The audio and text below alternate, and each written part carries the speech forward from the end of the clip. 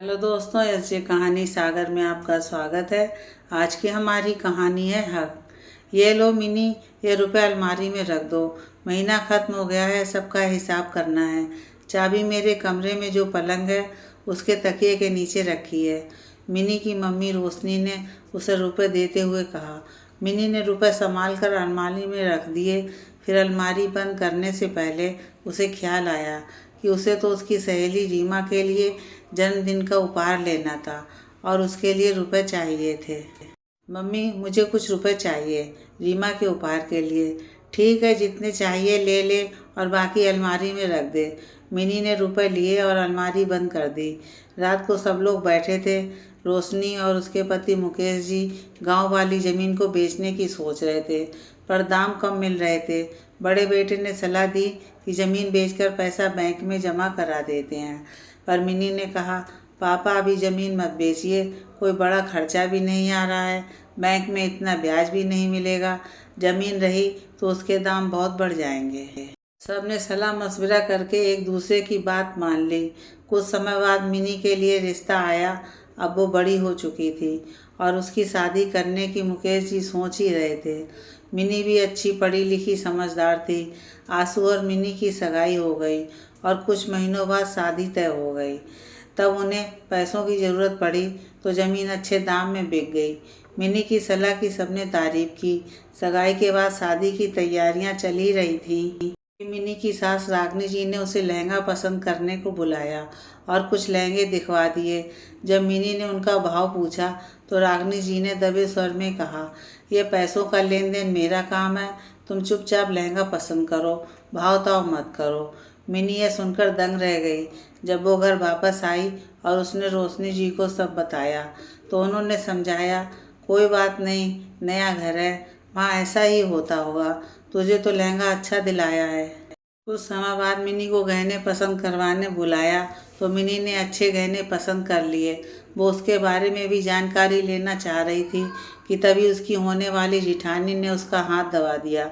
Mini, ज़्यादा मत पूछो, जितने का भी है मम्मी जी दिला देंगी। जब रुपए मम्मी जी खर्च कर रही हैं तो तुम क्यों हर चीज़ की जानकारी ले रही हो। लेकिन भाभी, मिनी ये कहकर चुप हो गई।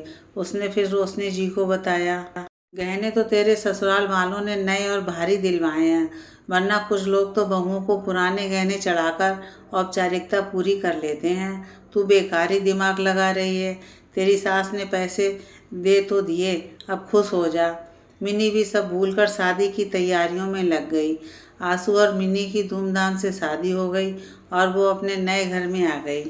मिनी की मुंह दिखाई की रस्म हुई तो सबने उसकी बहुत तारीफ़ें की, आशीर्वाद दिए और बहुत सारे शगुन के लिफाफे दिए। मुंह दिखाई की रस्म के बाद जब वो कमरे में आई तो उसकी सास भी वहाँ पहुँच गई और जल्दी से बोली, मिनी, मुंह दिखाई की रस्म में जितने भी शगुन के लिफाफे मिले हैं वो सब मुझे दे दो। मिनी कुछ बोलती इससे पहले उन्होंने टेबल पर रखे सारे लिफाफे ले लिए और बाकी उपहार नौकर को उनके कमरे में लाने को कहा। मिनी ने चुपचाप सब देखा पर वो कुछ नहीं बोली। अभी वो एक दिन की ही तो दुल्हन है, कुछ बोलती तो अच्छा नहीं लगता। अगले दिन उसकी चौके पूजन की रस्म थी तो उसने हलवा बनाया। वो सबको बहुत ही पसंद आया तो उसे चौके पूजन की रस्म में भी शगुन का लिफाफा मिला था। तभी उसकी जेठानी सीमा के पास आकर बोलती हैं, लिफाफा खोल कर देख ले कितना दिया है, फिर वापस से लिफाफा सासू माँ को ही देना है। इस घर में बहुओं को अपने पास रुपए पैसे गहने कुछ भी रखने का अधिकार नहीं है। लेकिन भाभी, ये लिफाफा तो मुझे खुद मम्मी जी ने दिया है, मैं उनको ही वापस कर दूंगी तो उन्हें बुरा लग जाएगा कि मैंने उनके प्यार का मान नहीं रखा। सीमा ने आगे कुछ नहीं कहा। जब सब मेहमान चले गए तो रागनी जी ने मिनी से लिफाफा वापस ले लिया।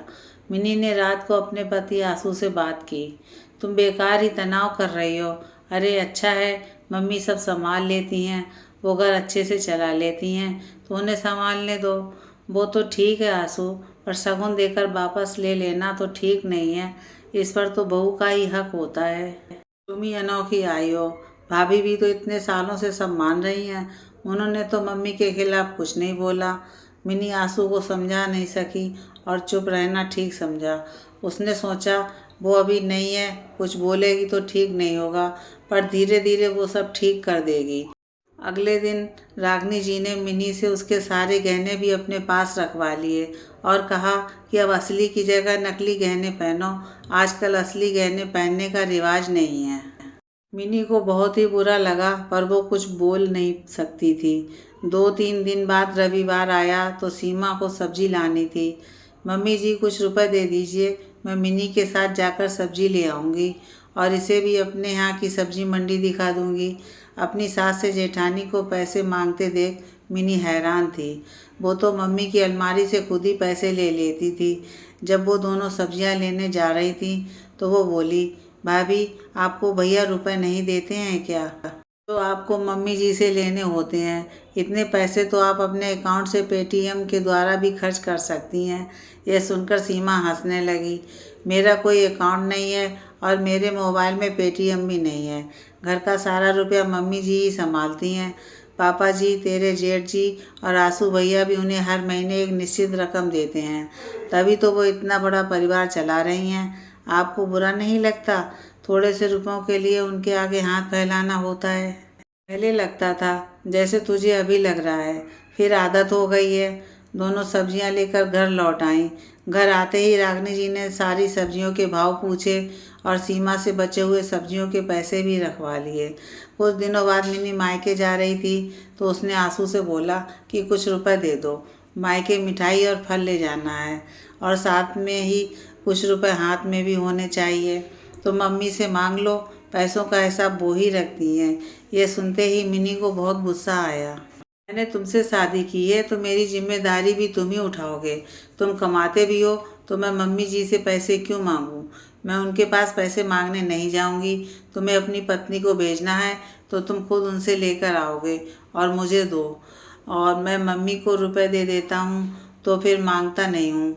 तुम्हें ज़रूरत है तो तुम मम्मी से ले लो, आंसू बोला। मुझे नहीं पता था कि मुझे इस तरह का दकियानूसी परिवार मिलेगा और मिनी परेशान होने लगी। उसको मायके की तरफ से कुछ रुपए मिले थे और उसका खुद का अकाउंट भी था जो शादी के पहले खुलवाया था। वो पेटीएम भी काम में लेती थी। वो मायके चली गई। अब वो मायके में भी कुछ नहीं बोल सकती थी। अभी शादी हुई है, आखिरकार उसे वहीं रहना है। कई बार सोचा कि मम्मी से कहेगी, पर अब उसने सोच लिया था कि वो मम्मी को परेशान नहीं करेगी, अपनी परेशानियां खुद सुलझाएगी।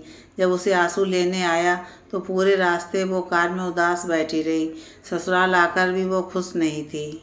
वो अब कुछ ही महीनों में घुटन होने लगी थी।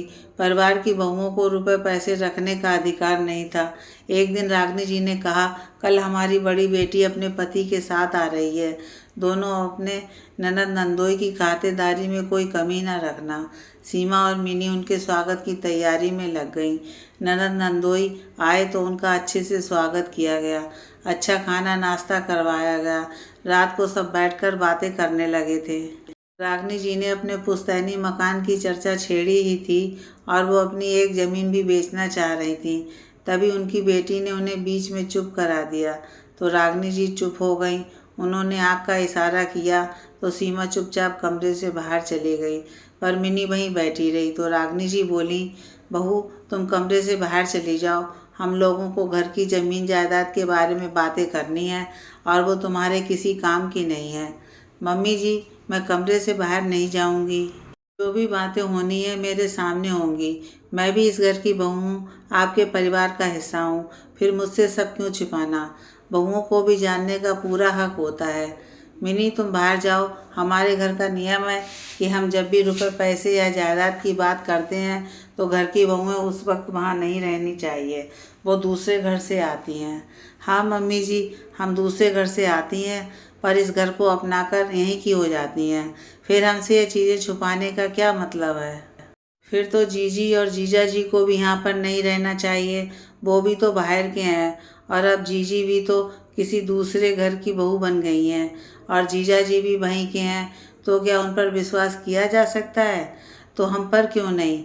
हमें भी पूरा हक है कि हमें भी घर की आर्थिक स्थिति और जायदाद की पूरी जानकारी हो।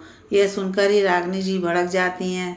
मिनी तुम्हारी हिम्मत कैसे हुई मेरी बेटी जवाई के अपमान करने की? मेरी बेटी और जमाई को आज दूसरे घर का कैसे बता दिया। मैंने तो हमेशा ही इन्हें अपना समझा। जमाई जी को तो अपना तीसरा बेटा मानती हूँ, भला उन पर कैसे नहीं विश्वास करूँगी। उन्होंने कभी घर की बातों को इधर उधर नहीं किया और तुम हो कि उन्हीं पर शक कर रही हो। मम्मी जी, मैं शक नहीं कर रही हूँ, मैं आपको बता रही हूँ कि आप जब जमाई पर विश्वास कर सकती हैं तो अपनी बहू पर क्यों नहीं। मैं और भाभी भी तो इस घर का हिस्सा हैं, हम दोनों से ये भेदभाव क्यों। दोनों आपके बेटों की जीवन का अहम हिस्सा हैं, उनकी खुशियाँ हमारी खुशियाँ हैं, तो हम इस घर का, अपने घर का भला ही चाहेंगी। जब आप जीजा जी को अपना बेटा मान सकती हैं तो हमें भी तो अपनी बेटी मान सकती हो। मिनी, तुम ज़्यादा ही बोल रही हो। बहुओं को सिर्फ रसोई तक ही सीमित होना चाहिए, घर के मामलों में दखल नहीं देना चाहिए। मम्मी जी, ये घर हम बहुओं का भी है और हमें घर के मामलों में बोलने का, जानने का पूरा हक है। माफ़ कीजिए, आप भी इस घर की बहू ही थी, अब सास बनी हो। आपने भी जिस तरह घर संभाला उसी तरह हम भी संभालेंगे। हमें मौका तो दीजिए। छोटे छोटे खर्चों के लिए हमें आपके आगे हाथ फैलाना पड़ता है। हम बाजार से आते हैं तो आपको पाई पाई का हिसाब देना पड़ता है। आखिर हम बहुओं पर आप इतना अविश्वास कैसे करती हैं।